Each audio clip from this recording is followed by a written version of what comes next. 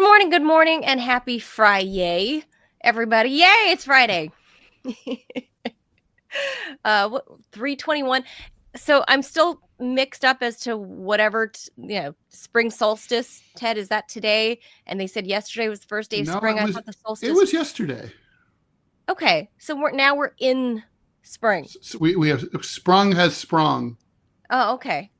But I'm still confused about the time changes because I know our friends in Europe don't do that, but they do it later. Or I don't know. They do? Yeah, I heard. Well, for example, Iceland did not do it, so that changed. I don't remember. I don't think France does it. So I don't know. I'm very confused because I'm seeing mixed information. Trump had promised to get rid of it. Well, so did some members of Congress, like formerly Matt Gaetz, like the former congressman. Although Matt Gaetz, who is an idiot, Matt Gaetz wanted to freeze daylight savings time all year, so that instead of having it natural time, the real time is the winter one, the standard time. The daylight savings time is fake, right? It's an hour ahead of real time. So he wanted to keep the fake time year round. It kind of goes with his whole stupidity. It was because that way it's like when you're Matt Gaetz and you're up doing blow all night, it's like obviously you want to sleep late and you want more light at night, so you can do more light for your perverted activities, right? So for your degeneracy, you need more light. So he wanted that way. But like the thing is, it's really all these sleep scientists have said that would be really bad for our health to do that. I mean, it would save lives and improve our health to get rid of daylight savings time. So yeah, I'm pro get rid of daylight saving. Like it's dumb. Farmers don't even care. It was for them. I love you, farmers. They're like, we don't care. Farmers are like, go take it away. Farmers 200 years ago cared, but this isn't 200 years ago. Apparently, they weren't all on the same page about it. It's one of those things where it's like someone gives you a gift, and you're sort of like, no, I'm good. I don't really need it. It's like, no, but I insist. And you're like, okay. You're like, oh. Thanks, I guess. It's like the beige sweaters my mom used to get me. Right. Or like, it's like, Mom, have you ever seen me wear beige? Ever. Or any light colors? Ever. Like no. Barack Obama's taupe suit. Right. The audacity of taupe. All right. So I'm Manila Chan. That's Ted Rall. You're tuned into the Ted Manila Information Show, or just TMI for short, because we do provide all kinds of information, just too much of it sometimes. You'll just be like inundated with random tidbits of information, like daylight saving and who does it, who doesn't do it in the world, and who wants it gone. Even though Matt Gaetz might be wrong with his scientific reasoning, I'm with him. Get rid of daylights. Just lock it down. Just lock down one or the other. Let's just get rid of whatever it is. Pick one time, Ted, and just let's leave it alone. But all right. There's that. The Farmer's Almanac. But anyway, we have our buddy Peter Coffin joining us. In just a few minutes. In just a few minutes. So in the meantime, I'm going to ask that if you are watching, that you please hit that subscribe button or the follow and smash that thumbs up, that like button, whatever it is, to tell the algorithms that you're not only like creep watching the show, like, you're secretly creeping on the show. Like orbiting the show. Yeah, just like at like make it known. Like stalker light. Yeah, make it known that you like it, because it really does. Don't worry, help. we're not gonna slap what are those things called, a restraining order against you if you subscribe to the show. Yeah. We want you to like and follow us. We want you to really follow. Right. Really follow. Because we're live Monday through Friday, 10 a.m. Eastern, and we want you there. And you have to tell YouTube that you also want us there. That's how that works. Symbiotic relationship. That's how you help us grow. So on today's show, we're going to talk to Peter Coffin about this. He's, a video essayist. He is, or they are a good, how would you say, like a good observer of the social flow of things, Ted. And many people might say, including producer Robbie, might say that this possible implosion of the Daily Wire is because the grift is over. Well, let's not. I think we should just leave that. Well, we have a few things to talk about before we get to Peter. The Daily Wire. It's a right-wing news. Right. It's not just a site. It's like a family of sites. It's a media organization, and it's circling the drain right now. So we'll be talking about the political and journalistic implications of that in just a few minutes with Peter. And Peter is a very canny media and cultural observer, and so he'll be able to help us analyze all this. And also we'll talk about California's Governor Gavin Newsom, who was like, "I'm not running for president." Well, he didn't say that. He didn't say against Joe Biden. Well, it was he didn't run for president against Joe Biden. Right. But now he's launched a podcast, so that's also in Peter's wheelhouse. And it's like, that's not that big a deal by itself, but it's what he's doing and saying on the podcast that is notable. He's pivoting. So let's get into the one headline at least. Well, and I think I have a surprise one I'm going to spring on you. Oh, go ahead. Okay, let's hit the jaws. We'll do yours first. Badar Khan Suri, an Indian guy who was in the U.S. legally, has been arrested by ICE outside his home in Arlington, Virginia. They're near you. By me. That happened on Monday night. They said they were random goons. They identified themselves as immigration officers. They took him to a holding facility in Central Virginia before they sent him off to the same private dump in Louisiana, where Mahmoud Khalil, former graduate student, now graduated with a master's degree from Columbia University, has been sent to for the crime of criticizing Israel. Department of Homeland Security officials say Suri was supposedly spreading Hamas propaganda. His lawyer says he's innocent. Dr. Badar Khan Suri, a postdoctoral fellow in peace and conflict studies. That's Isn't the people ironic? That we are. Just think about that optic. Like the United States, like, what side do you want to be on? Do you want to be like, a postdoc fellow in peace and conflict studies? That's who you want to be sending to a gulag. Okay, that's great. This guy. Yeah, this guy. He was detained. But Ted, he's the wrong kind of doctor. He's the PhD kind, not the MD kind. Like the smart kind. But that's not true either, because ICE took away the Lebanese woman who is an MD, the cancer doctor. That's true. And then there's and now there's no doctors are safe. And there's some other Indian guy who got dragged. Oh, it was a Indian lady who was also arrested by ICE goons, allegedly. They say they're ICE goons, but they didn't present any ID. They said that she had contributed stuff about Hamas and stuff like that on her socials. Turns out not to be true at all. She literally has no politics, doesn't post on social about anything.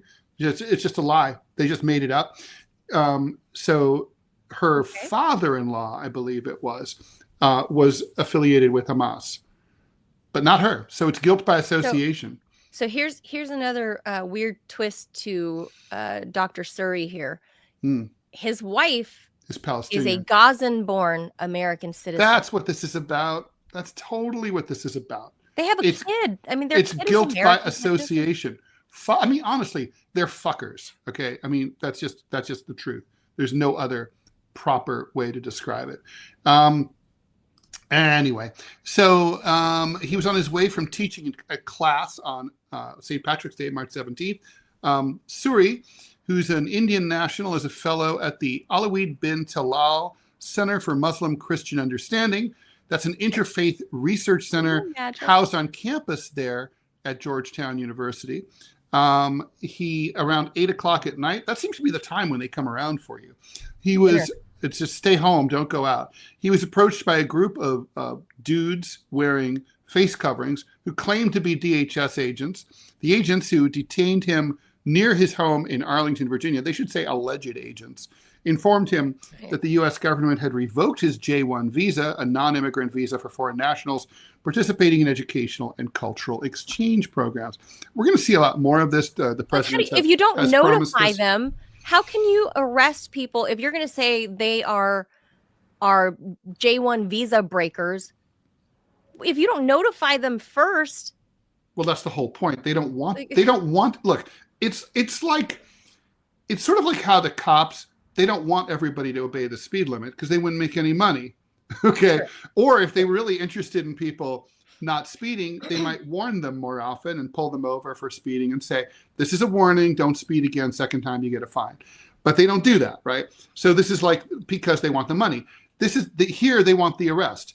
If, like, let's say someone had done something that seemed to violate their J-1 visa, you would say, DHS, if they were genuinely interested in them complying with the rules, they would say, okay, hey, dude, we're going to send you a letter. Watch it. Right. Walk the straight and narrow. But these people probably haven't done anything wrong at all. It's like they've just been minding their business, doing their stuff. And the administration this is a dragnet. They're looking around for people to victimize. That's what this is about. It's on purpose. This is and nobody cares because these are brown people. These are foreigners with strange names. They're academics, which means they're like, hard to relate to for most Americans. Just nobody cares. Just nobody cares. The administration has very intelligently started with people that no one cares about. So, they'll move on to people who people care a little more about. Yeah, this is how you start. The Holocaust. Do you know who the Holocaust began with? Who were the first victims to be killed? Do you know? The gays. No, it was the mentally ill. So, like mentally ill people who were in asylums, they gassed them in vans. But didn't the Nazis classify the gays as also mentally ill? 100%, and also criminals and all sorts of other. Yeah. But they didn't get to the gays till later. So yeah, you start. So I remember they started with people who were already kind of problematic for their families, who were already disabled people. I remember that. Yeah, mentally disabled first, then physically disabled. Yeah, so it was kind of their eugenics route. Right, they just do it. Yeah, it's like a sort of, they dip their toes into the water, see how it goes, and like, let me put it this way: if the first time that ICE did something like this, like a city burned completely to the ground because millions of people were pissed, it would never happen again. Okay. The fact that there was a lack of reaction, it's like, oh, we can keep doing it. They're like, oh, it's just a couple dozen students here and there. No one cares. And they're like, and then later, this is totally the classic Martin Niemöller. First they came for, and then they, that whole thing, that poem. All right, let's keep going. I want to get this to, because we have Peter coming on very, very shortly. I thought you would find this fascinating. Here it is. All right. Do you ever wonder what it's like to be a baby? What it was like to be a baby, but you can't remember any of the details. It's not that you don't. It's not that you don't have any memories from infancy. It's just that you can't access them. A new study published in the journal Science examined 26 infants ranging from 4 to 25 months old, split into two age groups: younger than 12 months and those 12 to 24 months old. During the experiment, babies were placed in an fMRI machine and shown a series of unique images for 2 seconds each. Researchers aimed to record activity in the hippocampus, the portion of the brain associated with emotions, memory, and the automatic nervous system. The hippocampus is a deep brain structure that is not visible to standard methods, so we had to develop a new approach, said the lead study author. Anyway, what they did, after a momentary delay, the babies were then shown 2 images side by side, one of familiar images they had seen before and one that was new. They tracked the eye movements of the kids, noting which image they focused on longer. If they spent more time looking at the familiar image, it suggested that they recognized it, indicating memory recall. If they didn't show any preference, it meant their memory was less developed. Eye movements have been used in hundreds of studies on infant memory and categorization. One of the doctors said, Infants look at what they find interesting. Researchers have long leveraged this spontaneous behavior to derive information about memory. Anyway, long story short, it's all in there. It's all encoded. And that's why you can get it out if you are hypnotized. If you are hypnotized, a good hypnotist can literally find out, if you remember your first birthday, and you probably do. It's in there. I don't know. I conducted an analogous experiment with done that with my child when he was just learning how to talk. I asked him. I think he was about 18, 20 toddler. months old, and I was like, do you? And he described being in utero. Now he doesn't remember this at all, but he was able to oh yeah, I remember hearing loud burbles all the time and a loud banging noise. And I'm like, that sounds like that's from, inside the womb. Yeah. Inside your mommy's tummy. Well, that's interesting, but I don't know about their methods of just because a baby fixates more on one picture than the other. You can't claim to know. Yeah, Matt Gaetz would fixate more on porn than legislation. Doesn't mean that he saw it as a kid. For me, I know as adult Manila, and I would assume because my parents say I was just kind of born like this, who I am, this was always me, even as a little girl, right? And Ted, by the way, I dug up my Myers-Briggs. I got it wrong. I'm ENTJ, not INTJ. Interesting. Well, the E kind of makes a little sense. Are you ENTJ? You're more extroverted. So, well, I think as I've grown older, I've probably become more but you can always take the test again. Yeah, exactly. But I think the NTJ part makes all the other sense, right? So this is the commander personality type. So this is kind of who I was born as. And I would argue that I was the kid that would stare at something that was unknown to me, that was alien to me, because I was curious about it. If I've seen your face before, I'd be like, okay, cool, it's Ted's face. But what the hell is that?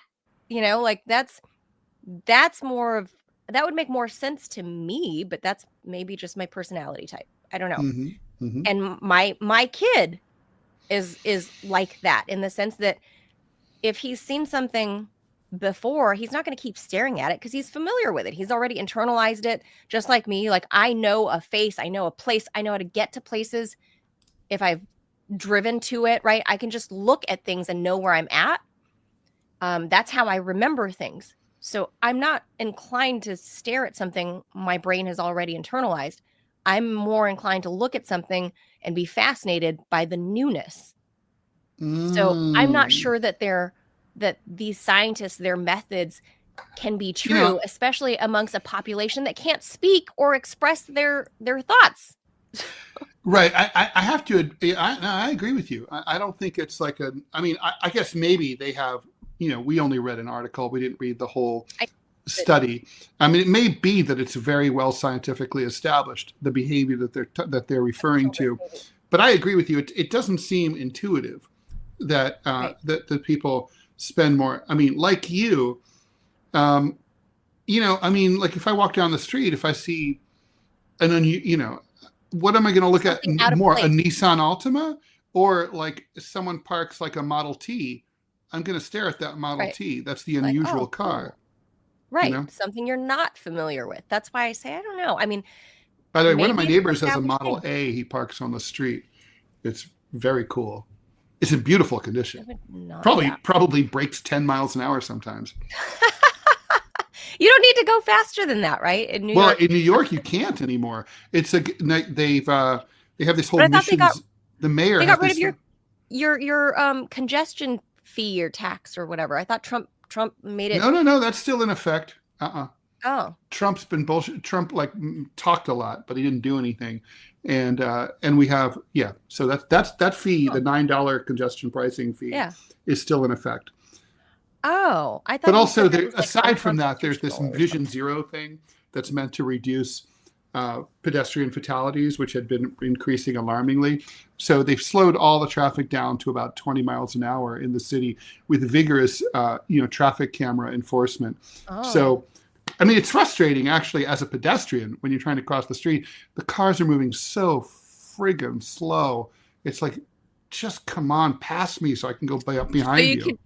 Right. So you can Hurry jaywalk. Up. Yeah, exactly. Well, jaywalking in New York is not illegal, really. Right. It's not the same thing in DC. No one really enforces it. I feel like in DC, people do it. They follow the rules more than in New York. Oh, yes, they absolutely. I'm not that person. I know. I'm prone to jaywalking, but, that's how you can tell the locals from, I mean, I hate to say I'm a local now, but I am a local. I've been here 10 years, so you kind of adopt how things are done. So I'm a local. Mm-hmm. So just the other day, like I was saying at the doctor's appointment, I'm like looking around. Okay, I'm ready to cross 14th Street, the main drag. And like I said, it's tourist season. So you have groups of tourists like just blocking my way. So this is after I parked. And I'm at the crosswalk and I'm like looking and you should see people were aghast, Ted. Because the light, the red hand was still up. How and dare I saw that you? And it was freaking clear. And I started to cross and people were like, oh, the tourists were like, oh my God, that woman's walking into the middle of a major street. Really? And I'm alive. I live to tell it. Oh, so, like if you jaywalk in LA, holy shit. You'll just die. well, you probably will die. It is really dangerous. And people but they will look at you like you're not wearing pants. I mean, they're just so, they're like, I can't believe it. It's. Oh my God. Well, mostly because they're amazed because if anyone's been to LA, you guys will know that we are naturally inclined to drive very fast and somewhat erratically. It's just the culture, the driving culture. Really, I don't think they're erratic in LA. Nobody walks in LA. Yeah, that's true. Not to quote Missing erratic. Persons. Yes, and it's not that it's erratic. It's that we're all fast and we do what makes sense because we're a car culture in LA, right? So we all break the rules. So if you're an out of towner and you see us driving, you're like, oh my God, they're turning on red. They're pulling over in a non-pullover zone. Well, turning right on red is legal in LA. Yeah, that's what I mean. It's not breaking any rules. But to people from elsewhere, like these new laws that are implemented in DC as of the new year, there is 0 turn on red in the entire city now. Oh, that's how New York City is. Although a lot of out-of-towners don't know it. But New York's been like that forever. Oh, this is brand new in DC. It used to be just some intersections. So this is like brand new. But in LA, like I said, people, because we're a car obsessed culture, you really are taking your life into your own hands because everybody drives fast in LA. Yeah. Everywhere. Yeah, the average speed on the freeway is 80. That's like standard. Yeah. In a 55. Do not go 70. Don't. No, people will road rage on you and shoot you in LA. I'm not sure they're wrong. There's I will say that there's one thing that Angelinos, I generally like their driving, which coming from me. If you've been in a car with me, you know that that's not very common. I tend to not like the way people drive. But I had like this observation, right? So like here in New York, let's say you have like a turn off from the freeway and it's backed up. Like let's say there's a line of cars waiting to exit the freeway. Here in New York, we do this thing where we do double. We come along left all the way. We form 2 or 3 lines in the freeway, all trying to get out from the same exit, right? And I know it comes as a shock, but the truth is, traffic studies have shown that that's more efficient than to line up because you're using all this space. So bottleneck it? Well, yeah. So you do the zipper thing, right? So you have 2 or 3 lanes. There's like dum, bum, bum, bum, and you all go in that way. But like in California, if you do that, people are furious. Like they'll think you're trying to cut them off. Yes, and they might and road then rage we you. will shoot you. No, yeah, but not if I drive fast. So yeah. So I'm like in California, especially in Northern California. I feel like when I drive, I'm like a wolf among sheep. Like, it's like, oh, NorCal, you poor little bunnies. I'm so cutting you off. I'm so getting ahead of you. Fuck you all. Bye. Eat my dust. NorCal, bitches. very different than SoCal. Just saying. Look at the style. Then there's Kentucky drivers who are basically have no concern whatsoever for turn signals.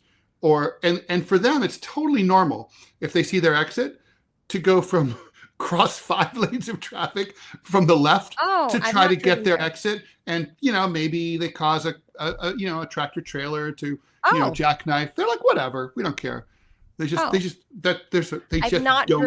state I've not driven in, so I don't know the reference. So, well, let's ask Peter Coffin, because Peter Coffin is also here. Peter Coffin. I'm going to comment on his quote. He just said he lives in Minnesota, and everyone's going like 60 max there. Peter, when I had a book signing in Minnesota, it was the first time that I experienced this driving.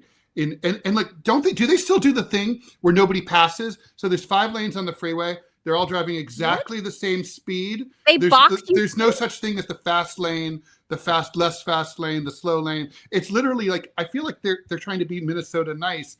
They feel like it would be rude to pass anyone. So it's all just like block of cars moving slowly. Oh, no. No, it feels a lot like that sometimes. I drive. I've lived all over the country, and I drive like a maniac compared to how they drive here. I think I drive like a pretty normal person, actually, but I'm sure they perceive me as a maniac.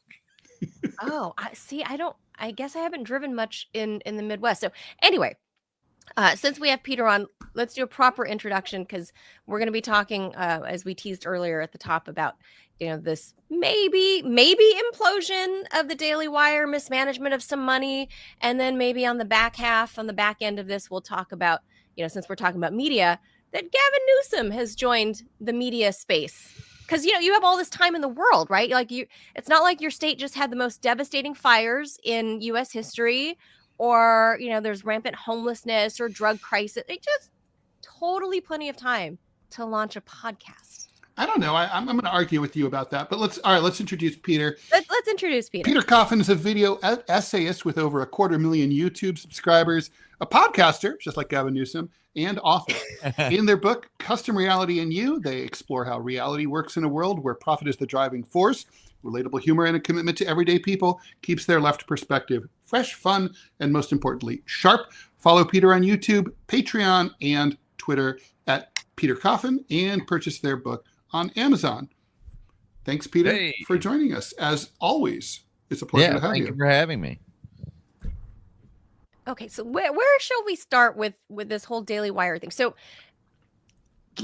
let's tee up what's going. First of all, What is the Daily Wire, and why should anyone give a shit about the Daily Wire? Let's start with that, because a lot of people have never heard of it. Really? Well, it's a conservative news outlet. It's something Ben Shapiro started a few years ago.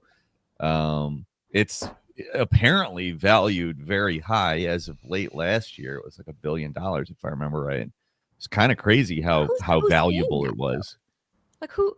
Like it's Jeremy Boring, the co-founder, that says it's valued at that. Like I don't even get how they're arriving at valuation. Okay, so what is the Daily Wire? It's a constellation of websites, broadcast outlets. Like, what is it exactly? I would say that it's that's really hard to describe, actually, because you used to be able to say it was kind of something like an InfoWars, but it's not really, because they produce movies and stuff now, which is weird. Comedy movies. They started out as a website, right? I think it was a news website, a conservative news website, right? Yeah, and then it started, and that caused kind of the problem, right? Like they ended up reaching out and getting into the entertainment business. And it looks like that's kind of what led to some financial problems. That's this guy's doing, Jeremy Boring. Not so obviously this guy, Ben Shapiro, we all know, Matt Walsh or whatever. These guys are all the faces. Jeremy Boring's, I think, lately become I hate to say it. You're going to have to introduce Ben Shapiro and say who he is. Because a lot of people don't know who he is. Sorry. I don't want this to be too inside baseball. I want people to get it. Well, Ben Shapiro's a very conservative gentleman. More kind of a traditionally conservative, like a neocon more than any of the other types of conservative, the other flavors. He talks very fast and he talks like this. True. Very fast. Very distinct, very fast. Very fast. I think he's from LA. Got some pretty intense eyebrows. It seemed to just, I was just going to ask, more and more. Does he dye them, do you think? I don't know. They are definitely more than they were at one point. I remember them being more less. than they were? That's so great. It's like, whoa. I don't remember them being like what I'm looking at this exact moment. Yeah. I mean, that's like, imagine he's going to be, when he's in like Andy Rooney territory, that's going to be some serious eyebrows. They'll be playing old cowboys.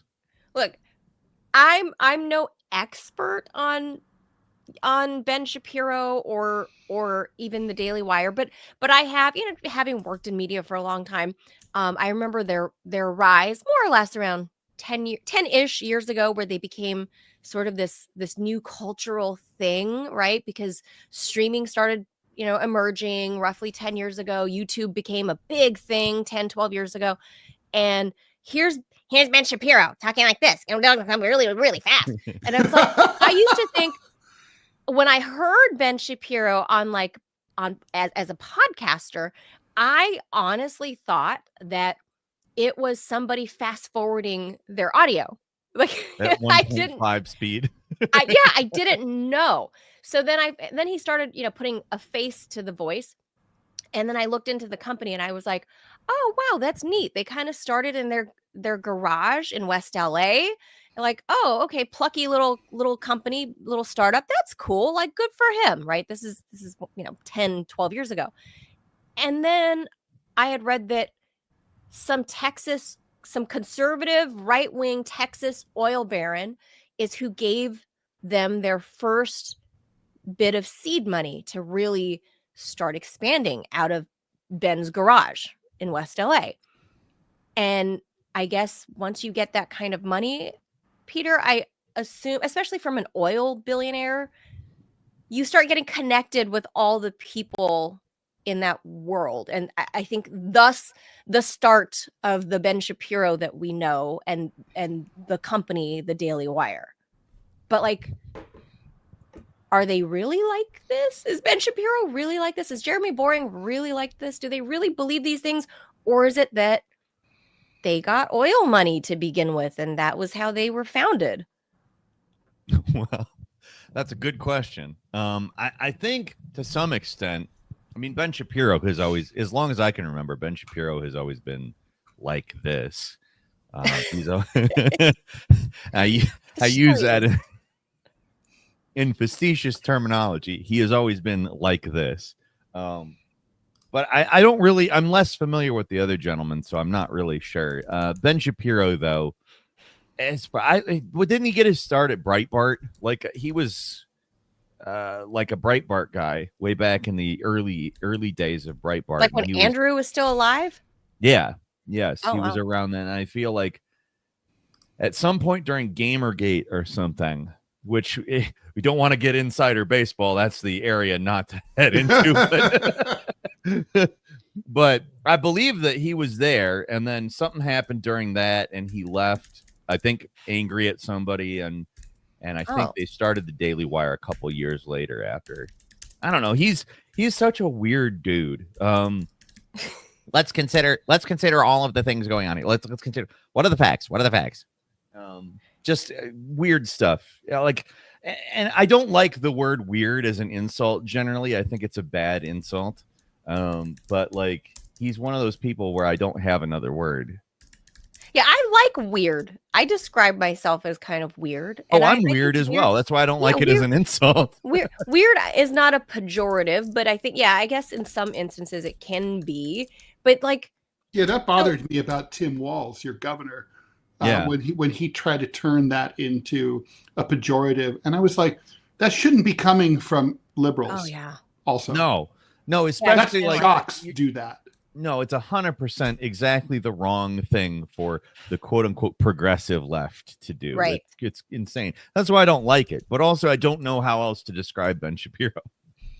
Yeah, he's a strange fellow for sure. Yeah. But like he became the face, and I believe that's how they rather at Daily Wire as a company started picking up momentum. Well, yeah, and he had some degree of Owens and he had a degree of notoriety that I think he was able to kind of sell the outlet itself as kind of a thing that people should pay attention to, because Ben Shapiro was, like you said, the face of it. He's been around a long time, and people know who he is. He's got kind of a stare, like people like making fun of him for certain things. I don't know. He's an intense guy. Very. All right. So this thing is maybe going to fall apart, right? How, we've seen similar, media collapses in recent years. BuzzFeed, once a powerhouse, shut down a couple of years ago. Vice shut down a couple of years ago. Yeah. That was a big deal because they had almost say Vice is the most comparable. I think Vice is very similar. This reminds me of The Messenger. Yeah, the centrist thing that collapsed last year. Even Sports Illustrated, almost fell apart. That's old legacy media, though. So, what the world moved on past BuzzFeed, and I know BuzzFeed still exists, right? It does. But the listicle can never die. But why should we care? Why does this matter? What are the implications? I guess the first question is what happened, why, and then are they likely to survive? And if they disappear, what is that going to mean for the right-wing mediaverse? Well, can I put it? Can I throw this in there as part of the? I just want to contextualize framing, all this, right? Is if we're comparing it to Vice, Vice was clearly a case of kind of Silicon Valley's mode of move fast and break things, and they scaled way too fast, too big, and they just couldn't. It was just a zine the money at one point. Yes, exactly. I mean, it was basically a skateboarder thing. It was like Maximum Rock and Roll, which I used to be in. Yeah. But it was crazy. They scaled huge. They expanded scope, and that's always. I am always wary of expanding scope in any project. I don't think I could possibly run a company, because everybody the responsibility is to expand quickly in most companies nowadays. And I'm like, I don't want to. Yeah. I think that I don't know if that's the same problem that I would ascribe Daily Wire, though. I don't know exactly what's going on there, because a lot of this is behind closed doors. But the main guy, I can't remember his name right now. He stepped down.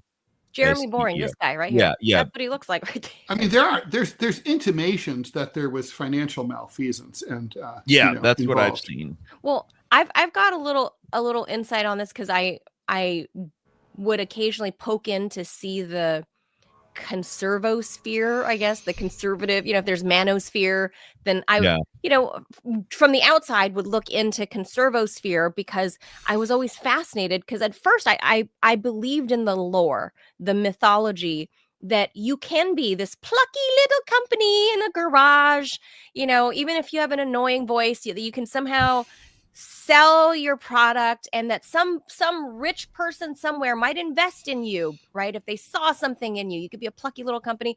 So this guy, Jeremy Boring, who I'd never heard of. It's such a bad name to run a media company. I was just thinking that. Yeah, better to change it, really. Well, but that's why he was the behind the scenes guy, and Ben was the guy out front.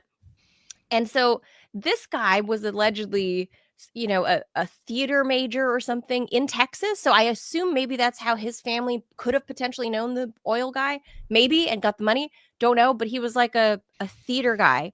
And now that the company started making money, here we are 10 plus years later, that he's the one expanding into making, I'm going to show you guys, hold on, making movies.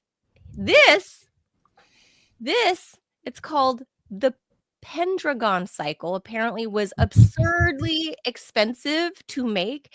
And it was like set in like the King Arthur days, and in England, they're filming in Hungary. This is them. This is the Daily Wire's film unit, or, you know, whatever part of their company. There's Jeremy Boring. He wants to play director. Because he's a theater guy, right? At heart. And apparently he dumped millions and millions and millions and millions of dollars into, I mean, look at it. This is his project, and nobody's stopping him. And nobody can. Yeah, I guess. Boss. He's the boring boss. I guess. So well, now, I mean, like, so yeah, I mean, obviously, like it could just simply be like big investments made, you know, without having any, you know, you take a big investment, big risk, it doesn't play off. You get hosed. I mean, I worked for a company like that. They blew, you know, $10 million into one project. It didn't materialize. That money was gone. The company was out of business a year later. That just happens. Yeah, but if you're bragging and saying your valuation is over $1 billion, then how do you? Well, your valuation might be $1 billion, but you can't. First of all, you can't actually sell your company for $1 billion unless, like, say, Alphabet comes along and scoops it up, right? But you can't get that, but you don't have $1 billion in the bank, right? It's always about cash. I mean, if let's say, you know, you spend $50 million on a film, and you have, like, you know, $500 million in cash, it doesn't really matter. You can lose all that money, but that's not how anyone does this. They're all financing it. It's all compound interest, and if it goes tits up, you know, you're screwed. I mean, it's an interesting situation. Like, I'd be interested in the budget of this movie. Like, is it? I mean, they're obviously out in the wilderness filming, but also they've got a lot going on here. And you know, this could be one of those. This could be one of those things where 20 years from now, critics are like, you know, actually, the Pendragon cycle is actually a good movie, and it becomes a huge hit in streaming or whatever. However, we're consuming content then. I mean, I guess I wonder. Like, I figure that it has to have some kind of conservative bias, which is it's a weird thing to make a movie with. Like, movies are all kind of. And I don't really love, like, very progressively biased movies either, but I tend to like movies that aren't telling me what to think more than I like movies that are. Well, so, although those movies can be great, like Starship Troopers is a unabashedly anti-fascist movie, right? Sure. And it's like, but you know, it's because Verhoeven has awesome tone.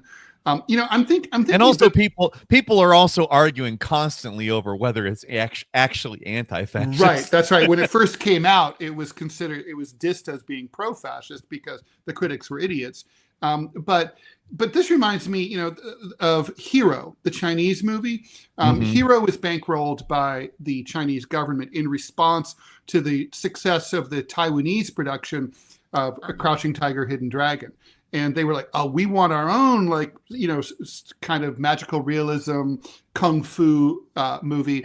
But Hero is about the emperor who united China after during the Warring States period and created modern China. So the Chinese if they know anything, they know about allegory, right? And so it's not telling you what to think, but, you know, if you're Chinese, the metaphor is not lost on you. It's like, you know, it's about the how unity is important, that Chinese nationalism is important, and like how sometimes you have to do things the hard way in order to get to a better place. And you could see why the central government of China would want that message to be out there. You could see that you can do a messaging thing that way. Oh, sure. That said, Hero's a great movie. It's not as good as Crouching Tiger, Hidden Dragon. So no, I agree, but I want to pull it back to, so there's Jeremy Boring, right? So here's their main product from Daily Wire is obviously right-wing conservative talking points, and they made people like Candace Owens got away from their brand here, right? I guess we've seen that happen with other companies that are not media related, right? This is pretty extreme what we're looking at right here. It's almost like it's like parody, right? It's like ego when egos go wild. This is like I've been on many movie sets, like this is wild to me that this is the same company that produces Ben Shapiro's talk show. Yeah. It's this medieval movie, and say for the sake of argument, it looks like Monty Python and the Holy Grail. Yeah, exactly. Yeah. Bring out your dead. Well, the worst. I don't know if it's the worst part, but one of the parts that amazes me is like this girl. There's a girl here. Oh God, this is so bad. Like, what is this? What? For people who are just listening, there was just a video. We're watching a lot of like crazy, like medieval costume bullshit, and a dude like jumping over a charging cow. A real bull, right? Like, so one of the cast members is a girl called Brett Cooper, and she was one of the podcasters in the Daily Wire sphere. And Jeremy Boring cast her in this movie. Look at the set that they built. I mean, this is like tens and tens of millions of dollars. Like, this is has not to be cheap. Yeah, these days, $50 million is not really that big a budget for a film. Like, no. Looking at this is not a cheap production. So that girl that he cast in one of the central roles in this movie has departed the Daily Wire apparently on bad terms, just like Candace Owens did. So I remember this. Yeah. No, Brett Cooper, I heard of her. Yes. And for this reason. Yes. And so now she's kind of dancing on Jeremy Boring's grave, and this is kind of what Vice did too. Candace. Although frankly, Vice had a nobler mission. Vice at least had some idea of staying close to what Vice is supposed to be. And Vice did yeoman's work in terms of war correspondency, like going into ISIS-controlled Syria and stuff. I mean, they did stuff that even as someone who has done conflict reporting, I was like, that's chilling. Like, holy shit, you're taking big chances. I mean, they were doing important work. This is not important here work. With the Daily Wire, you expect somebody to come out going, bring out your dead. Yeah, like the world doesn't really need the Pentagon cycle or whatever it's called. What a horrible name, too. I know. Even the font. Even the font smells like papyrus. Is the font papyrus? You could, it could be. Probably, I think so. They could have spent more, another 2 minutes looking for a better font, and they would have found one. Is this, guys, like, if we're looking at this broadly, not just as Daily Wire, but there's like this whole, like I said, conservosphere of right leaning, and then like the split since Trump's inauguration and JD Vance, I feel like JD Vance has kind of taken over the actual populist position, right? Telling the Europeans, like, you guys suck for censorship. We don't like that. We're not going to support that anymore. Unless you're a pro-Palestinian grad student. No, but Trump, that's Trump. This is Trump. I'm saying Vance going out there, and actually wagging his finger at these, like the Munich Security Conference and what have you. And then you have Trump doing this whole whatever he's doing with the whole Gaza supporters. But then you look at numbers like this of the right-wing conservosphere in media, it's becoming really fractured, right? Like, just the kids that are breaking off of the Daily Wire and starting their own thing, like Candace Owens and this Brett Cooper girl, and I don't know where to put Russell Brand. I'm looking. I mean, this is what these little dots are. This graph, I think, is very, very uncharitable with people like Russell Brand and Theo Von and Joe Rogan. I watch those people, and I don't consider them right wing. I don't either. I would say Joe Rogan is a centrist. Yes, and I would say that Joe Rogan is representative of what I would consider to be most people in the United States. Agreed. Like, he has a very eclectic set of views, some of which are very left-wing, some of which and are I very think Russell right-wing. Brand is a leftist. Russell Brand, is outwardly, even though he will, like, he has done some weird stuff lately. I would say mostly he's straightforwardly a leftist. Mm-hmm. Yeah, I would think so too. But like, this is, a media. And it's hilarious that they have Vox as a leftist. Here's Daily Caller right here on the far right. The Atlantic they have listed as left.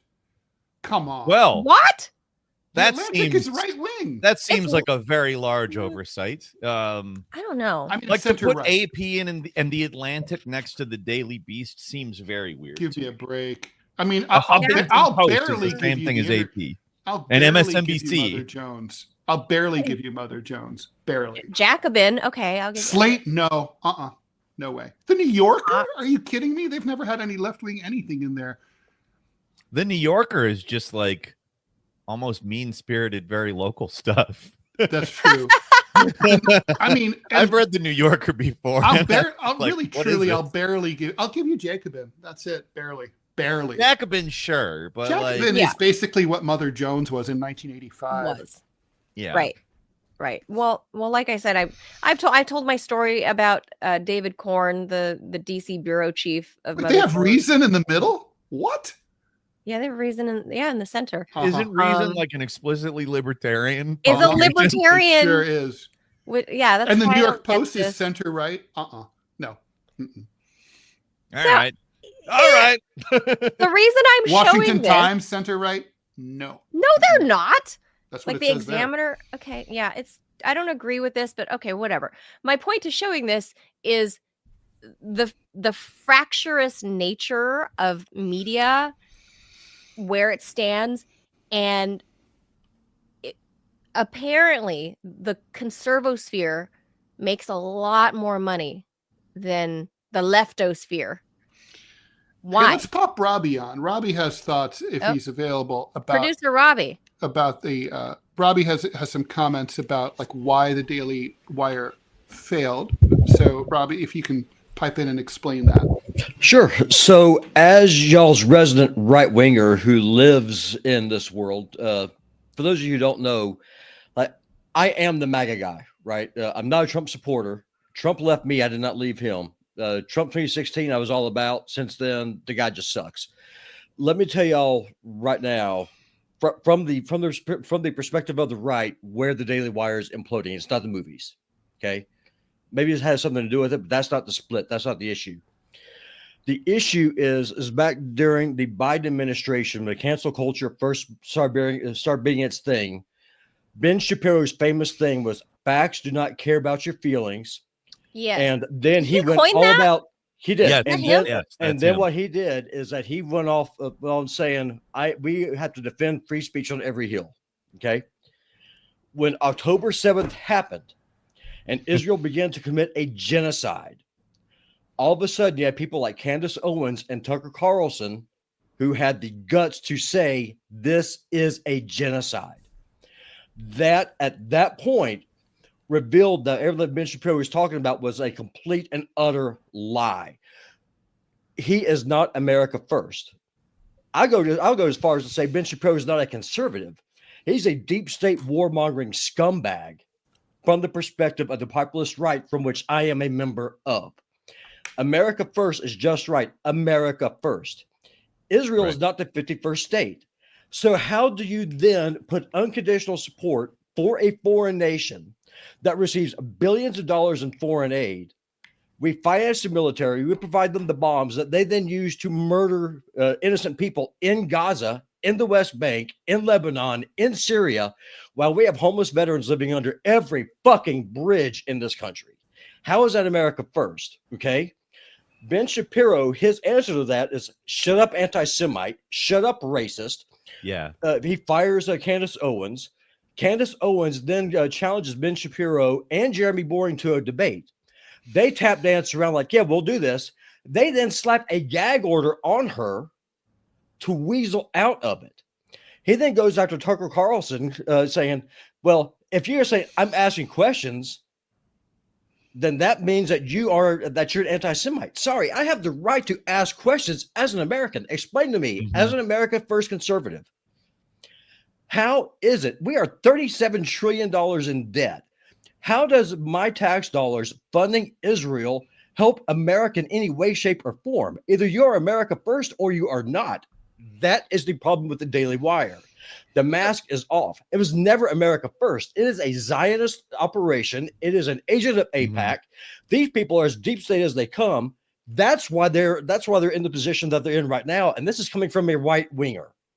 So is it guys, like the fracture of the Trump base here falling 100%. On one side or the other? Yes. So what this is on the right, okay? So you have your establishment Republicans, then you have your Trumpist Orange Jesus, and then you have the rest of us. You have the Tucker Carlson / Thomas Massey populist right, of which I am a card-carrying member of. That's the fissure. That's the split. That's the break. Okay. And that is why people like me, who's on the right, Peter, you don't know me, I don't know you, but I'm willing to bet there's a lot of overlap between what I just said and what is it you're saying. No, everything you just said, I'm completely with you on. Like, so that's why the Daily Wire is aware of even this. So basically, what you're saying, I think that this is kind of a credibility issue more so than it is a financial issue. Is that what you're? 100%, because the whole agenda, the way that, because people forget, back in 2016, Ben Shapiro was a ardent anti-Trumper. He hated Trump. Yeah. Okay. Yeah. I remember that. But Ben Shapiro, he is nothing more than a political chameleon, except when it comes to Israel. He is Israel first. He regards America as Israel's enabler. He looks at the American taxpayer as the serf who is responsible to provide a higher standard of living for a foreign nation than which we have in our own country here. That is diametrically opposed to the MAGA agenda. Okay. Yeah. That's the whole issue. And so then what you have is really where this split first started happening. I don't know. It's probably 6 years ago now. Ben Shapiro had Tucker Carlson on for an interview. And that when they were talking, Tucker Carlson was just like, explain to me why we should care about Israel when the life expectancy of the American people is going down. Gary, Indiana is dead. My hometown here in Montana, well, not my hometown, town I live in, is dying because of fentanyl, open borders, prices being depressed. My town is dying. My state is dying. So the question that you have, if you're on the populist right, and the same question you have on the populist left, is what is in it for me? Why should I care about Israel? Why should I care about all these foreign adventures if I can't even afford to pay my rent or pay my bills? That is the issue. And so the way that Ben Shapiro tried to wrap this all around is that he just tried to say the whole issue is, I am this anti-censorship, free speech kind of guy. We got to rally around the flag. We've got to restore free speech until you start asking questions about Israel. And I got into a big old dust up with this at church this morning. I got into it yesterday at I'm the only anti-Zionist in my Baptist church. Like sure. I am a very unique individual. And like yesterday, I don't know if y'all saw this on Twitter, but Ben Shapiro was just like, well, I don't really care who killed JFK because a lot of these things are coming out from the JFK files showing that Israel's fingerprints are all over it. So Shapiro's just like, well, let's look at the dates. It happened in 1963. This is 2025. I don't care about JFK. Well, then my response is, well, then let's look at the dates. The Holocaust is 80 years ago. Why should I care about your Zionist project? That is a direct result of what happened in World War II. If we're just going by the dates about when things happen. Yeah. And so what Ben Shapiro is doing is that he's pivoted to the authoritarian MAGA agenda he actually is, where he just wants to shut everyone down by clubbing everyone with the term racist or anti-Semite to shut you down. The problem is it's not working. And I love to see it. Here's a super interesting thing about what you're saying. it's essentially the exact same thing I've been saying about the Democrats for about 5 years. I mean, probably longer than that, but really that's been my main message. There's a crisis of credibility. These people cannot stand for the thing that they say they stand for, and they will beat their opponents over the head with identity politics. Correct. I mean, that has been the criticism that it goes back further than 5 years. It's 2025, but like in my head, it feels like I've been saying that for a very, very long time. And I don't know. It's weird to see that be the criticism of Ben Shapiro, because at one point, Ben Shapiro, his primary thing was criticizing the Democrats for exactly what we're talking about. Right. But this is the thing, though. The dude's a hypocrite of the highest order. He's a political chameleon. I mean, to me, there's no difference between him and Bernie Sanders. They're both. They will look at you. They will tell you what you want to hear for the money, for the grip, for the political capital. The grift. While I was going to say that's the term. Yeah, that's the term now. Is the grift. So that's the thing.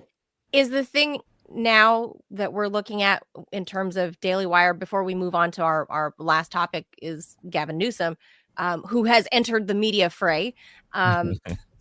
Is what we're looking at with Daily Wire a result of the conservative or the right side of the political spectrum, the fractious moment that they're having after the Trump administration has been inaugurated? They're in there now, and now it's fractured. And now as a result, we're seeing probably the former leading voice, being Daily Wire, fracturing in and of itself. Well, the leading voice is Tucker Carlson on the populist right. See, here's the thing. Populist right, though. That's different than the neocon right, which is Daily Wire. Correct. But you have to understand, the populist right has got more in common with the populist right has got more in common with the communists like Caleb Maupin and Ted Rall than we ever had at all with Ben Shapiro. And that's what's scaring the crap out of the establishment.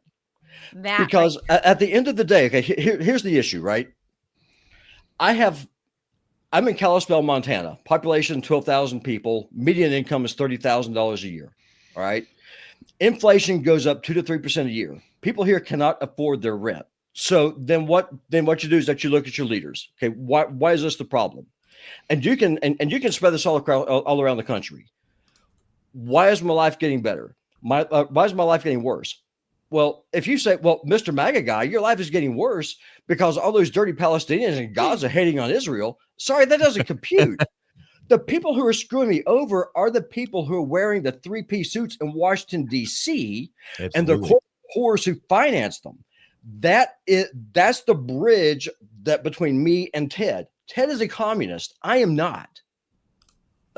Peter, I have no idea where you fall on that. Well, I'm the co-director of the Center for Political Innovation with Caleb Maupin. So, hey, listen, I'll tell you what. If you ever need a right-wing populist dude to come on, look me up, because I'm telling you, there is more overlap than what people I wrote realize. This book recently. It's also a documentary. It's called Horseshoe Theory is Right, but Not How You Think. It's about how the class interests of people are what you really should be prioritizing as opposed to these ideological things. Because yes, you and I are probably both going to have differences in terms of certain things, but ultimately the line that we're both looking at here very clearly, in my opinion, is class. Who is ruling versus who is serving. Yeah. Oh, 100%. And that's the thing. Ben Shapiro, his whole problem, and I'll drop off here because I know that we're going to be going over and talk about Gavin Newsom.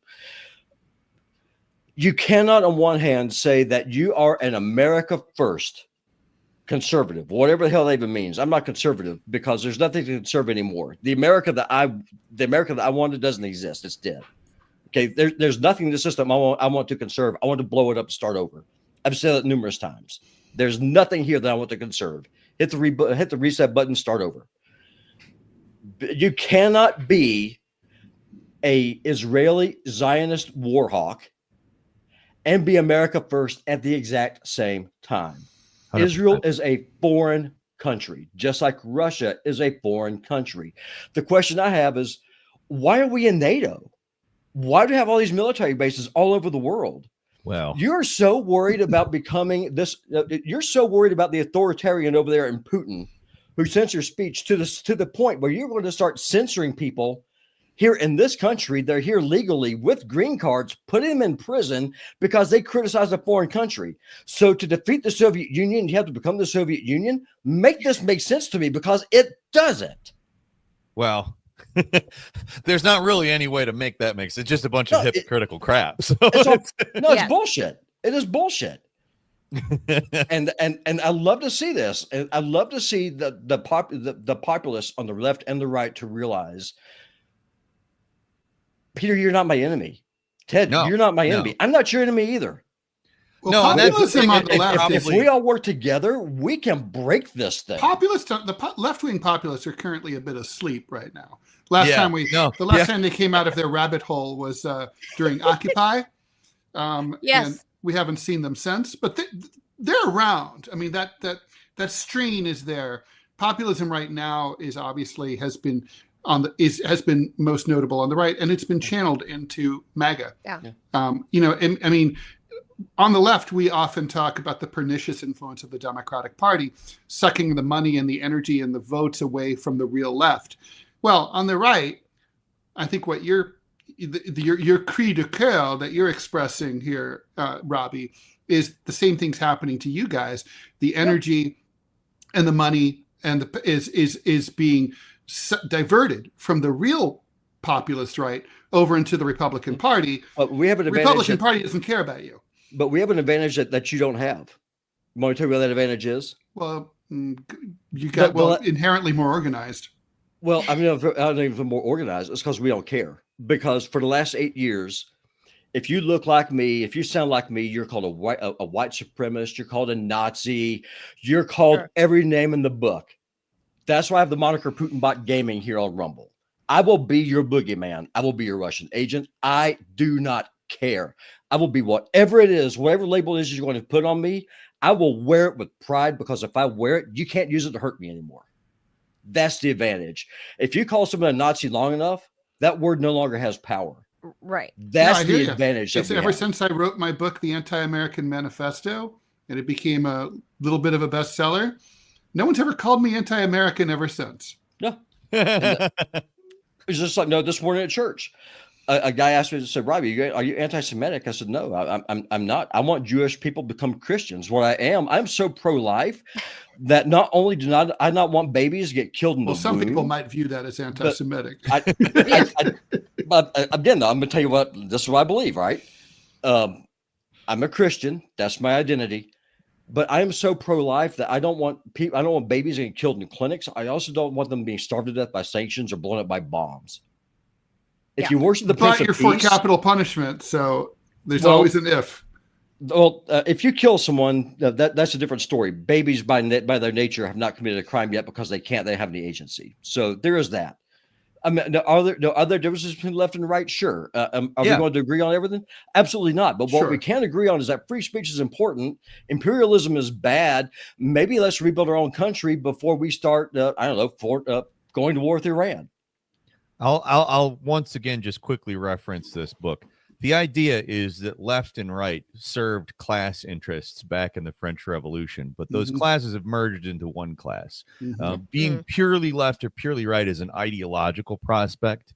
And what ideological prospects without a material basis do is it makes it so that we end up with these little disagreements that aren't really fundamental to anything. Like, in order to improve somebody who is both pro-abortion and anti-abortion, you can improve both of their lives by resolving problems between the ruling and the subordinate classes. It's that simple.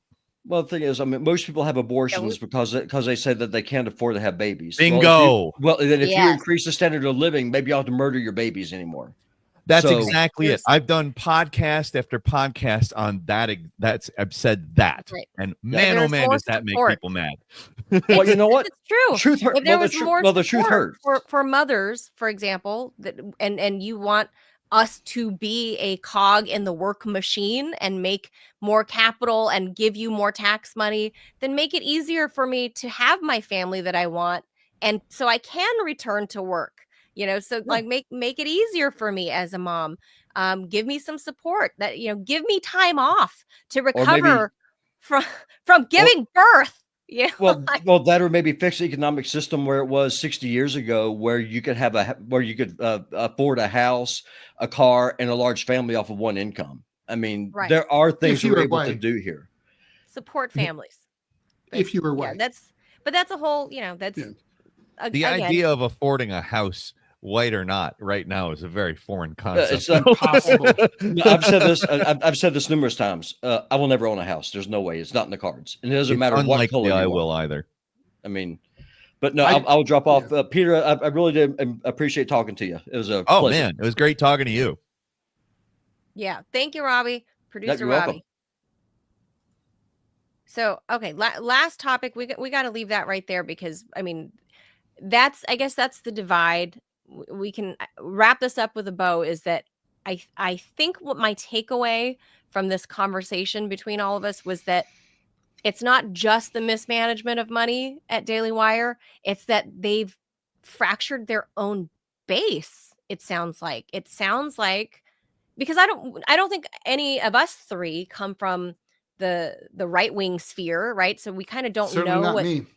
Right. I don't. So it's kind of, I guess that's what it is like they're throwing each other out or overboard, right? And that's the other thing is, if you have that ideological divide, if you're having that crisis of credibility, it's maybe not the best time to make your medieval epic.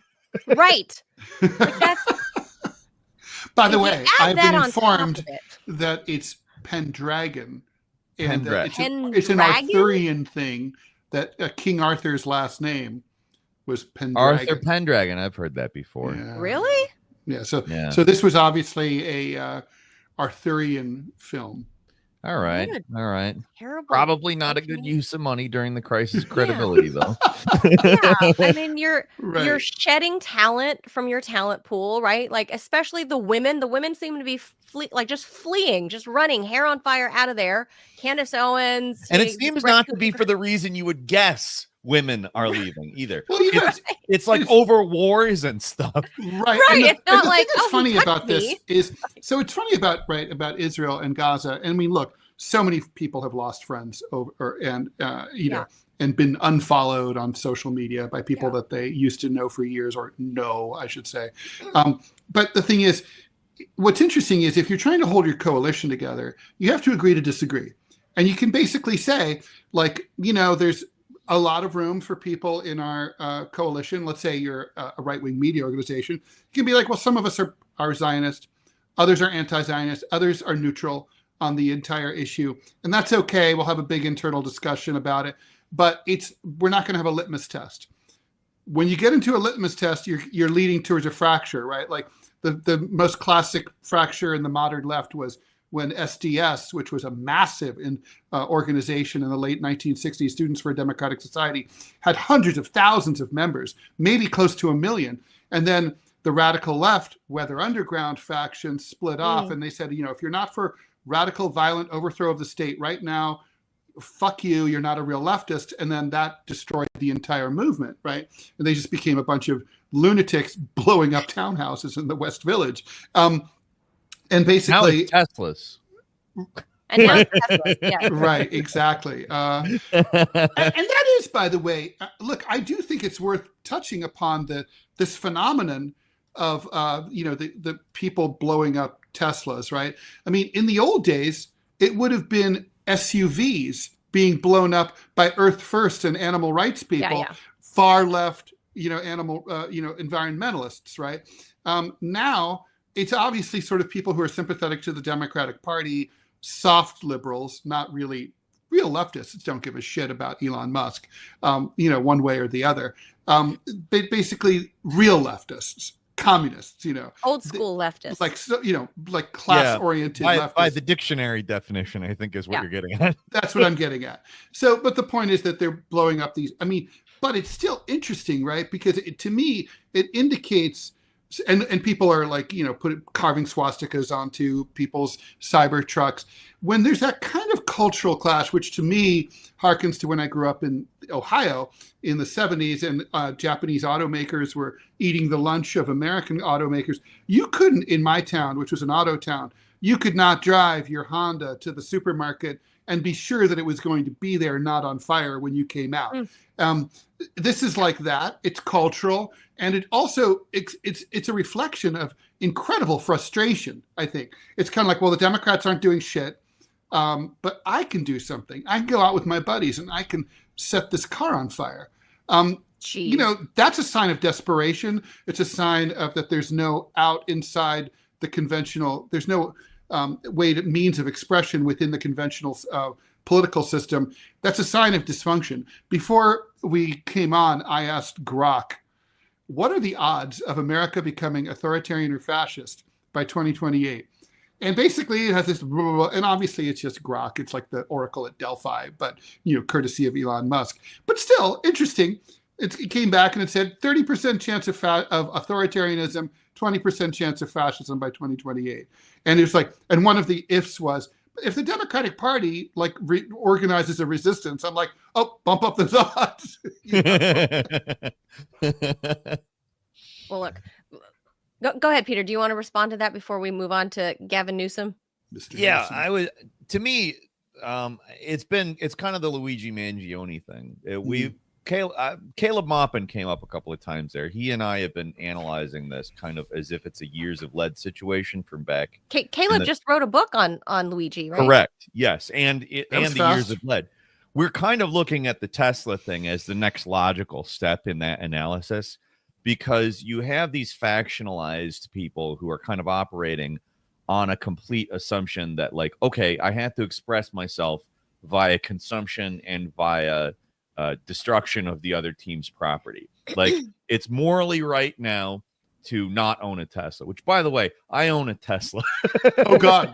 Yeah. Do you worry when you park it? You go to the store. I'm not one of the good ones. So, but yeah, I also live in Minnesota, and literally almost like probably like 4 or 5 out of every 10 cars are a Tesla. There's so many Teslas here. Yeah. We're looking at a situation where that is becoming like politics as opposed to, you know, yes, it's not that Elon Musk is totally irrelevant to me or that he's the good guy or anything. It's that, you know, he's part of a ruling class, and the problem is that they own everything, as opposed to the problem is that my car is evil, you know? Right. Like, I want a nice car. I want to own a house. I want to have a good life. I think the things that are impeding me from that are class. And that's where I think all of these people are screwing up. They end up playing into this dynamic, which then turns off other people, normal people, people who have lives and jobs and are trying to get anywhere and are, like I said, more represented by a Joe Rogan than by a Ben Shapiro or a like ContraPoints or whatever. Those people then are just turned off. They're scared. They're scared by, like, nobody wants to be part of like Molotov cocktail involved events. That's not really everybody's fantasy for how to get the world better. A lot of people believe in, even though they might not be correct, they believe in voting. They believe in democracy as if it's straightforwardly implemented in this country. But we're not doing anything. Like, if this is how we're changing things, we're not appealing to those people. And those people need to be the people that are on board in order to change anything. Yeah. This is, I feel like we are living through a new awakening. I know it sounds so cliche to say that, I know, but the awakening is that people, and in some part, because the media has fractured away from, first, it's got to fracture away from legacy media, right? The establishment media from TV. So I'm glad that happened. And then we saw the birth of things like Daily Wire, and people obviously saw that they became very successful. And a lot of new voices emerged in the past 10 or 12 years since Daily Wire became a thing and Ben Shapiro became this lightning rod. Other people decided they wanted to be a lightning rod too. So for better or worse, I think they at least played some part in dismantling the legacy fake news. It is fake news. We know that now, that they are fake news media, and they are there to serve the interest of power and establishment government, and not really to tell the true stories of what's happening out in the world, right? So I guess to some degree, you know, even old Ben Shapiro has done some good in some way, right? In some way. And old Jeremy Boring there, Godspeed. He wants to go, you know, do period pieces. God bless you, Jeremy. Go do your thing, buddy. Like, go pursue your happiness, I say. Go for it. But like, you know, this bubble that we're seeing, like the Joe Rogans, I think you're totally right, Peter, that I think Joe Rogan is the big daddy of podcasting, because Rogan isn't necessarily all in one camp or this other camp, or he just kind of has interesting thoughts and that are all over the place, like most people in this country. Yeah. And he's just walking around doing things, and that's him. Yeah, just doing stuff. It's frustrating when you first become cognizant of Democratic versus Republican or left-wing versus right-wing politics, the whole list. And it's like, I'm sure you guys had the same experience. I think most people do. You're sort of like, but I'm not into all of these. There's no like list where like, and a lot of these don't go together. Right. Like, right. I listen to Joe Rogan and Theo Vaughn and Russell Brand, and me too. I can't see Tucker. I can see zero blue circles that I listen to. I will say that. Oh, The Breakfast Club. I listen to The Breakfast Club. I take that back. They're interesting from mostly. I don't listen to the Young Turks. I don't. Yeah. No, I gave up on them years ago. I gave up on them in 2016. Yeah, long time ago. There's like hardly anything on there that I would say I identify with. And I think a lot of people are like me. I mean, you take away the fact that I was on RT for 10 years, right? You take away that. I'm just, boil me down to my core. All I am is like, okay, I'm a daughter of immigrants, right? I'm a wife. I'm a mom. I'm a sister. I'm a cousin, whatever. I'm just a regular person. And I don't identify with any of this stuff that's shown to me in these media bubbles, right? Like I might listen here and there. Talking politics on one of these shows too, I'm more or less tune out. Like I just don't care what any of these types of people had to say about politics, if I'm completely honest. Right. I have my own opinions from reading historical things and observing, you know, the actions of my government or let's say the UK government or whatever. It's observable to me. I don't need these people to tell me those things. And I think that is now the third phase of a fractured media ecosystem, is that people are like, you know, I like a little bit of this, a little bit of that, and it's okay. It's okay to like a little bit of everything. Just like, you know, it's okay. It's okay if you like boys. It's okay if you like girls. It's okay. It's okay. Like, no, nobody cares. Like, it should be okay to not identify with, oh, I only watch Fox News. I only watch MSNBC. Like, it's okay to not be like that in 2025. It's okay to say you like Joe Rogan and that you're not, you know, also, oh, you're the new Andrew Tate. Like, you're yeah. No, people get mad at me for liking Joe Rogan. Like the left, the left nowadays just absolutely, they do see Joe Rogan as right wing, but the only reason they see him as right wing is because he's not saying the exact same thing they're saying. Correct. So with that, I don't know where we put the governor of California, who has launched his podcast, and we won't spend too much time on it. A few more minutes, and then we got to go. But you see here, it's called This is Gavin. You want to hear the audio? Ready? Yeah, let's hear it. Let's hear it. This is Gavin Newsom. And this is Governor Tim Walz. All right, Governor, it's great to have you on the podcast. Thanks so much for being with us. I am. Thanks for having me. I'm kind of wondering where I fall on this list of guests, but I'm excited. You and I've been friends for a while, so I appreciate it. But you and I had talked about this for a while, trying to understand during a Trump presidency, how do we best serve our folks? How do we get back there? And that the Democratic Party, I mean, we all need to be very candid, is not all that popular right now. Well, that's where I wanted to start, just right up top. I mean, the timing of this, it couldn't be more opportunistic for both of us as Democratic governors. It's, look, we're in the tank. I mean, it's not just a rough spot. It's an historically low, at least in modern polling, back to the 1990s. CNN had the Democratic Party brand now down to about 29%. And it was even worse in an NBC poll that showed 27% of people supporting our party. You've been out on the road. You were just in a couple of red states. It's so funny inviting Tim Walz on. It's to talk about what went wrong with the Democratic Party. It's like asking bringing Osama bin Laden on to ask what went wrong with the World Trade Center. I mean, it's like. The call's coming from inside the house. Yeah. I mean, it's true. Tim Walz was a big part of the problem. Yeah. I mean, he's the one who started the weird thing. We talked about that earlier. He's a really a person who's been very much on the unpopular side of that equation. I don't know. I'm preoccupied with the fact that Gavin Newsom is Shooter McGavin. This is Shooter McGavin. Like, he sounds like him. I eat pieces of shit like you for breakfast.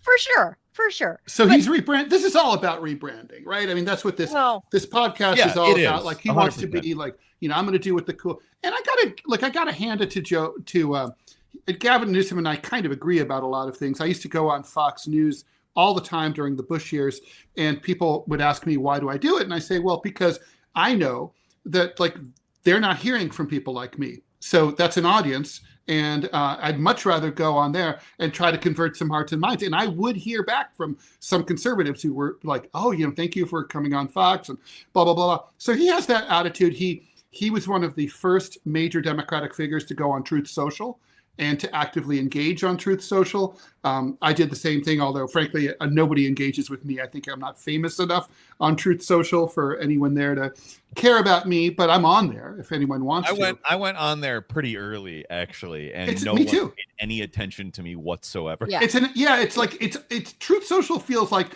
it's the only social network where basically you have to either be Gavin Newsom or Donald Trump. Otherwise, no one cares about you.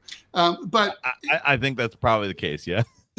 But he's willing. So his brand is like, I'm willing to talk to anybody, and that's a better brand than say Kamala Harris, or for sure. But Kamala Harris was scared of MSNBC and CNN, who are her aligned. String together a coherent sentence. So Gavin Newsom doesn't have that problem. So obviously, we can see where he's teeing up. Obviously, he wants to run in 2028. If he gets the financing. He will. You saw that first image. That image itself is literally a campaign poster. It's a campaign image. So This is Gavin. So he's teeing him. I know. This is 40. I keep thinking whenever I see that. Shooter McGavin Newsom. He wants to, but obviously Gavin wants to position himself as like a new kind of Democrat who's open to all sorts of voices, including from Republicans. And I don't know that it's not wrong and it's not dumb, but I don't know if it gets him past who I think the front runner for 2028, which is Mayor Pete. I don't know. Well, I don't know about that. For the Democratic nomination, not for the presidency. For the primary. I don't know if that's it. I don't know. They both have interesting, I think, different problems that might be complementary towards each other. I think that they could easily be a ticket. That's how I see it. Oh, they could easily be a ticket. Yeah. Because I see Pete as both diverse and also the most boring white man I've ever seen in my life. Agreed. Yes. Yes. Like you get both, but there's also the danger that rather than that being an asset, that's a liability because you piss off both ends of the left spectrum right there. I don't know. But also Gavin Newsom has got progressives are out no matter what. Yeah. No, with these two, progressives don't. But I thought the Democratic Party, I'm not saying the ideological true left. I'm saying the Bernie bros are not voting for either of these dudes. Big D Democrats. I thought their whole thing, I mean, maybe I feel like it's very entrenched in their line of thinking about who to run is what Joe Biden said. He said the quiet part out loud. I'm going to pick a lady black judge. I'm going to pick a lady, dark-skinned lady, to be my vice president. And the field is pretty whittled down. So I feel like that's part of the Democratic Party ethos, and that's what they're going to stick with.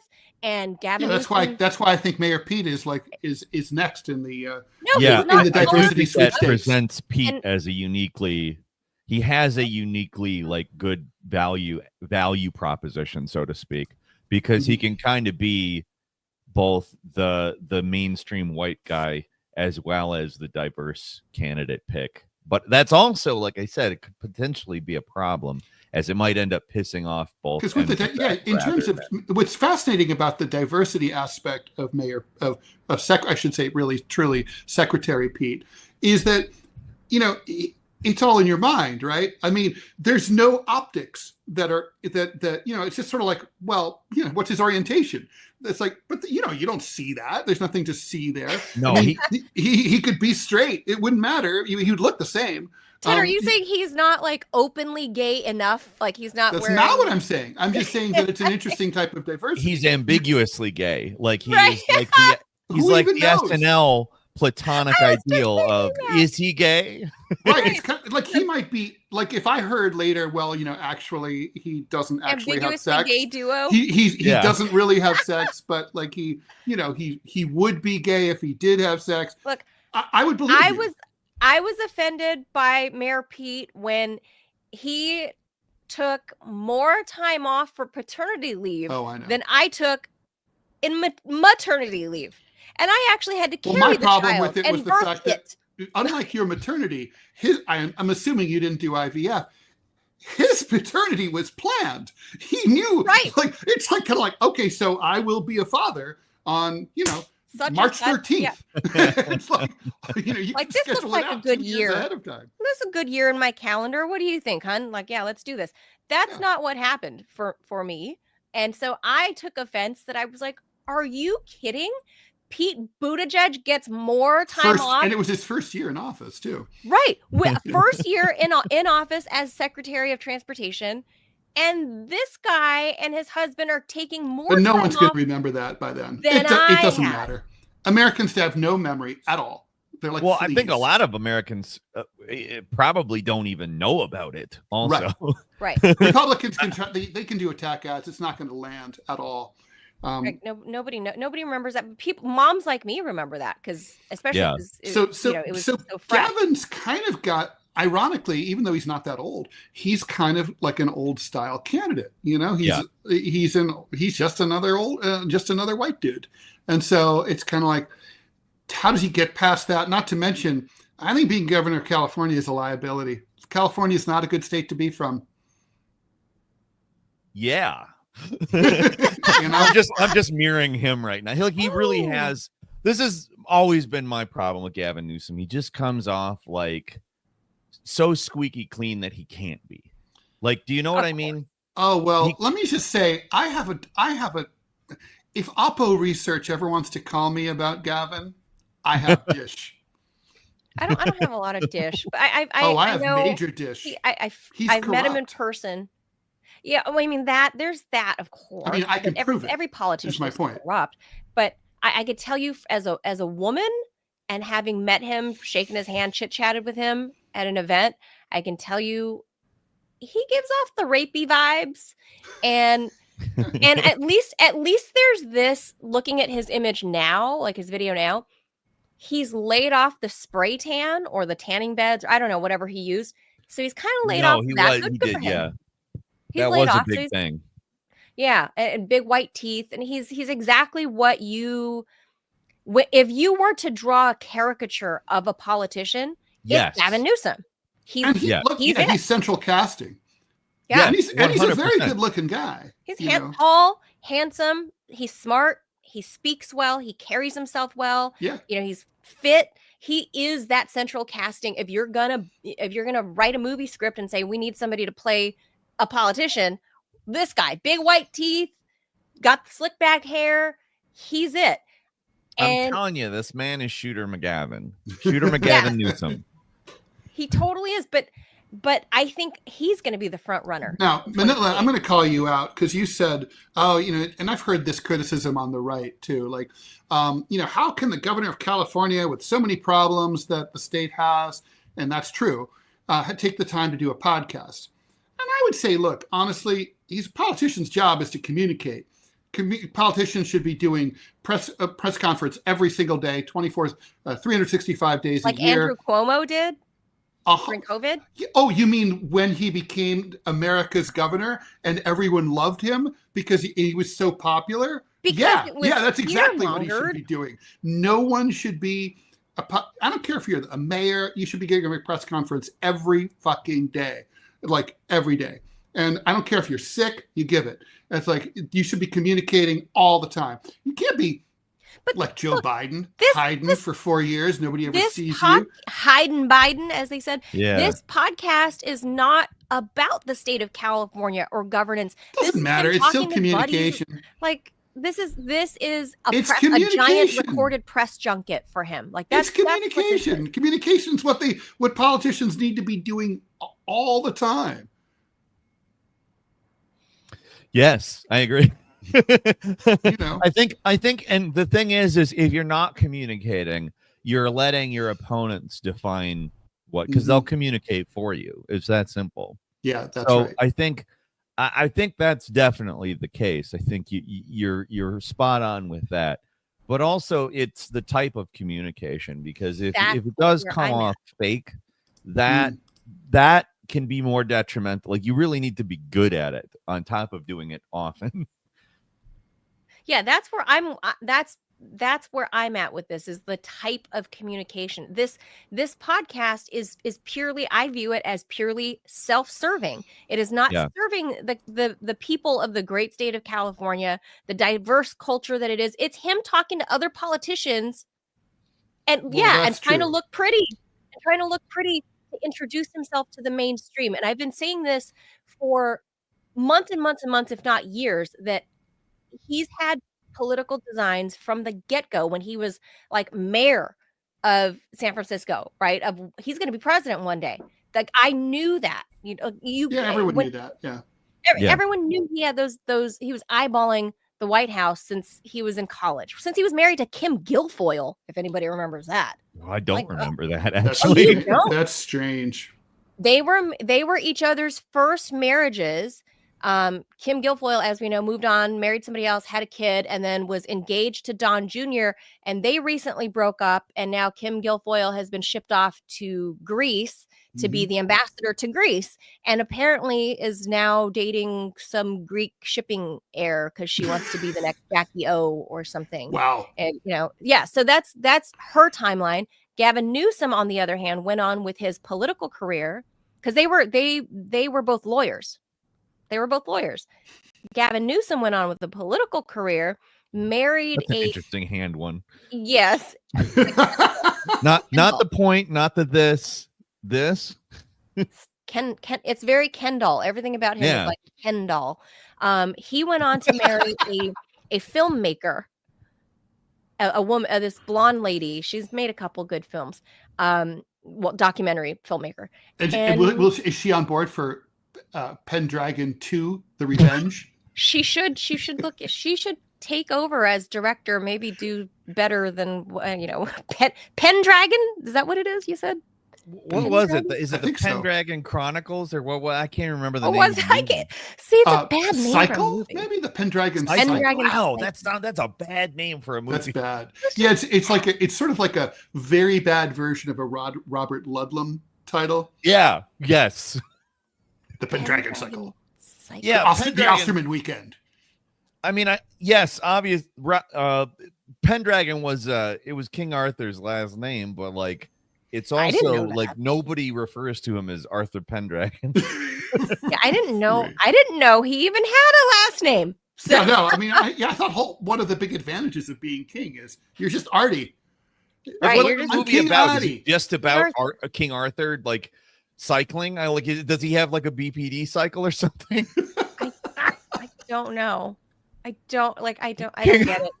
Just like I don't get this podcast. I don't get who's listening Come on, you to it. totally get this this podcast. Who's watching it? It does sound to me like you completely get it, because it is. It's rebranding for becoming president. That's what it is. It has an audience of 1,000 people, which is all inside. Are you serious? They're all living in. No, I mean, like it has an intended audience.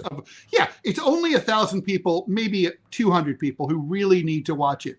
People like Jake Tapper in New York and Washington. True. This is for media consumption. This is not for anyone else. It's not for voters. It's not for Californians. None of my friends in SoCal are watching his podcast. No, I promise not. No. Why would they? Billionaire investors, on the other hand. Oh, no, that's true too. Because that's how you get on board early, right? Like as you start. Before you throw your hat in the ring, you start feeling the waters, right? To see who's interested in adding to the coffers. And Bill Gates out there. I just think it's hilarious. I'm really liking this Gavin Newsom podcast. Right. It's very enjoyable. Very that is enjoyable. actually good that is podcast. how these Anybody guys listening go. to this one? Does Gavin need glasses? Why does he keep squinting like that? Does he need eye I drops? have noticed that. It's very odd. Well, he might have his vision might be kind of like mine. It's like my vision is such that like a computer screen is sort of just in between. It's the opposite of the sweet zone.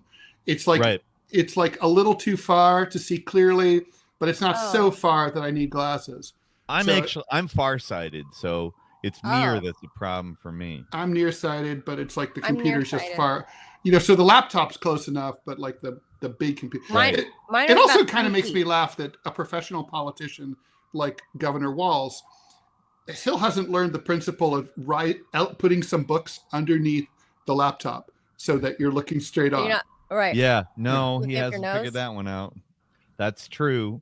Well, he's just an everyday person. Yeah, he's right? He's super authentic, Ted. Haven't you? That's true. That's what it is. Yeah. He doesn't have a lit studio like Gavin Newsom does in his home office. I mean, obviously, Governor Walz is just a regular dude. Well, there's no sun in Minnesota. So it's true. It really right now it is a no. There's no sun here right now. Yeah.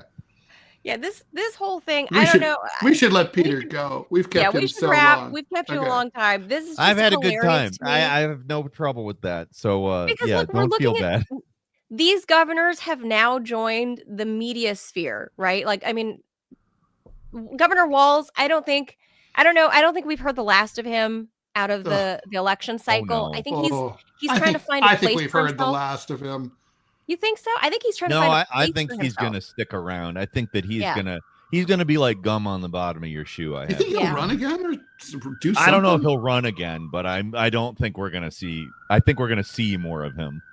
I think so too. I think because he's rebranded himself as somehow, like we addressed this a little bit earlier, but somehow he's managed to be involved in all of these discussions of what went wrong. Somehow he's one of the main faces in that. And I don't understand how. So is Kamala. He's what went wrong.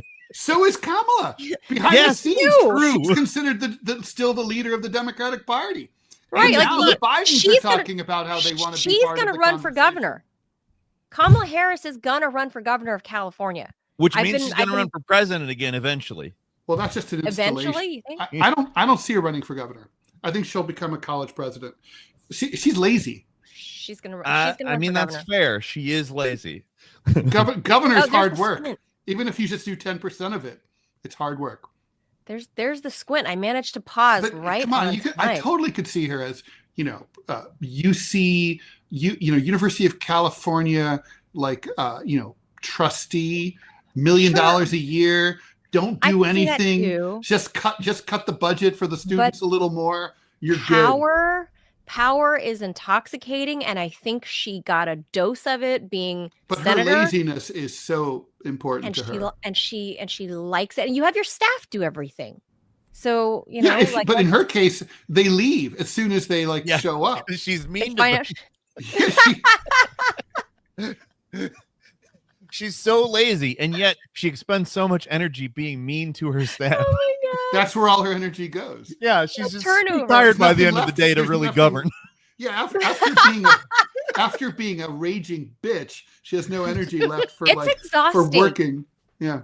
It's exhausting. You guys being don't a know bitch how all much day. I do to my staff.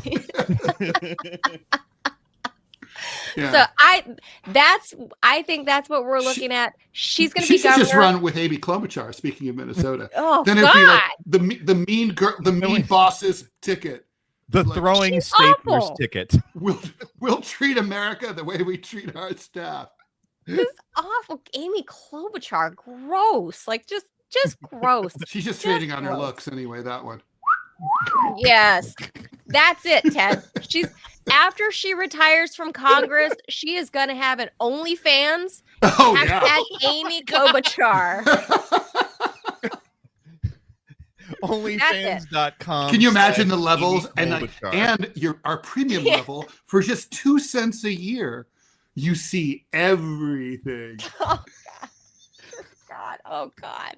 Canadian cents, This of is course. going off the rails. All right, It's a Friday show. It's time to go. It is a Friday show. This is how things go.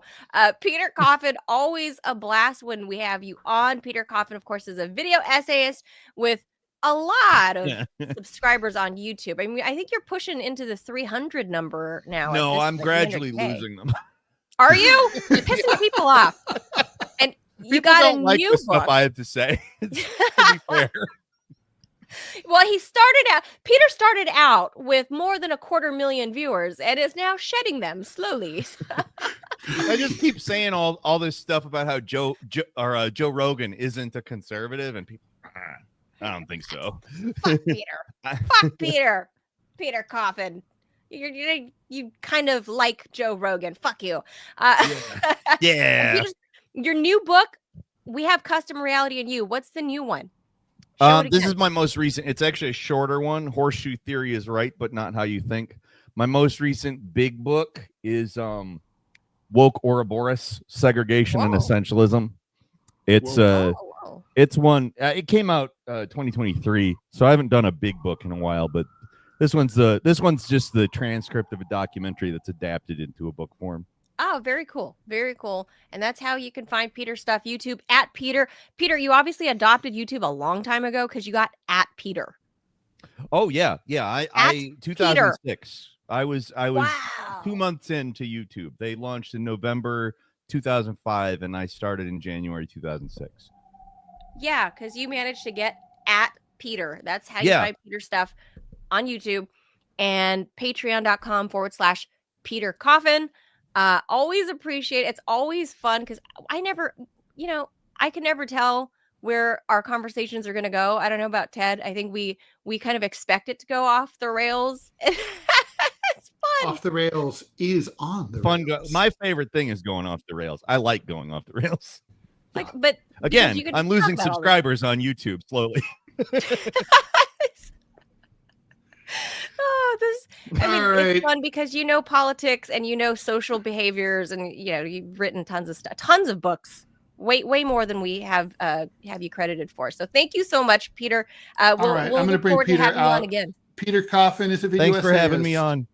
Always a good time. Thanks, Peter, so much for coming on. Go buy Custom Reality and you, and follow Peter at Peter Coffin. All right, on Twitter. Yeah, which is now X. All right. All right, cool. I'm dead naming still. Let's get out of here. So that does it for us. We are out of here. I'm back at 2 p.m. Eastern for my Friday wrap up. First one on since I came back from Iceland. Got my shit in order. Ted, you got DMZ? Yeah, we got DMZ probably tomorrow. Got to talk to Scott. Saturday. Okay. I'll see you guys back here at 2 p.m. Eastern live on Manila channel, Manila Chan Reports. And that's it for us here on TMI. We'll be back on Monday because God only knows what the hell. Maybe Kamala Harris will come up with her own show by Monday, Ted, or an OnlyFans. That would be more appealing than Amy Klobuchar's. Would it though? Oh, 100%. Yeah. Trust me on this. Yeah. It's all gross. Amy Klobuchar is terrifying. She looks like she was run over by a very heavy truck. Oh God, this is just, I don't want to think. It's I've met her in person many times. I just don't want to think about it's not. Yay, you went there. It's not nice. Not nice. I'll just say that. Have a good weekend, guys. Don't think about Amy Klobuchar's OnlyFans. Don't think of a pink elephant. Okay, bye everyone. Adios, amigos.